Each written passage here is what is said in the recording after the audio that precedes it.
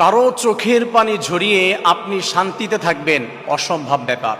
কাউকে খুব বেশি কষ্ট দিয়ে আপনি শান্তিতে বসবাস করবেন, কারো চোখের পানি আপনার জন্য অনবরত ঝরতে থাকবে, কান্না করতে থাকবে।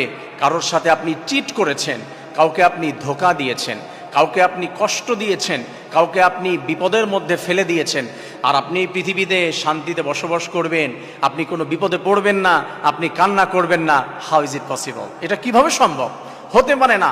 মানুষকে যদি আপনি ধোঁকা দিয়ে থাকেন, আল্লাহ তাআলা বলছেন যে বান্দা, তুমি যদি কোনো মানুষকে ধোঁকা দাও, মনে রাখবে এই পৃথিবীতে আমি আল্লাহ রাব্বুল আলামিন তোমাকেও ঠকাবো। আপনি ঠকিয়েছেন, কাউকে কথা দিয়েছেন, হয়তোবা কোনো ছেলে কোনো মেয়েকে, কোনো মেয়ে কোনো ছেলেকে অঙ্গীকার করেছে, হাতে হাত রেখে কথা দিয়েছেন, আমি কোনোদিন তোমাকে ছেড়ে যাব না, আমি কোনোদিন তোমার থেকে দূরে যাব না। অথবা কোনো মানুষ কোনো মানুষকে কোনো কিছু দেওয়ার অঙ্গীকার করেছে, অথবা তাকে ঠকিয়েছে।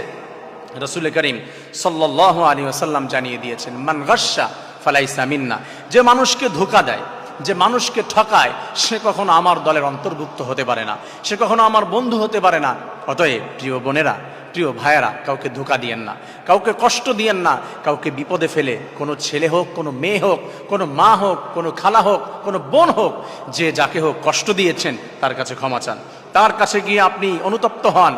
আর না হয় আল্লাহ তাআলা এখানে ইন্টারফেয়ার করবে না। আল্লাহ তাআলা বলছে, কোনো মানুষকে যদি মানুষ ঠকায়, মানুষ মানুষকে কষ্ট দেয়, সেখানে আমার কাছে এসে কোনো সুযোগ হবে না, কারণ আমি ইন্টারফেয়ার করব না, আমি হস্তক্ষেপ করব না। যাকে কষ্ট দিয়েছো, যাকে ধোঁকা দিয়েছো, তার কাছে যাও, ক্ষমা চাও, সে যদি মাফ করে দেয় আমি মাফ করে দিব। অন্যথায় কারো চোখের পানি ঝরিয়ে আপনি শান্তিতে বসবাস করবেন, নেভার, এটা কখনোই সম্ভব না।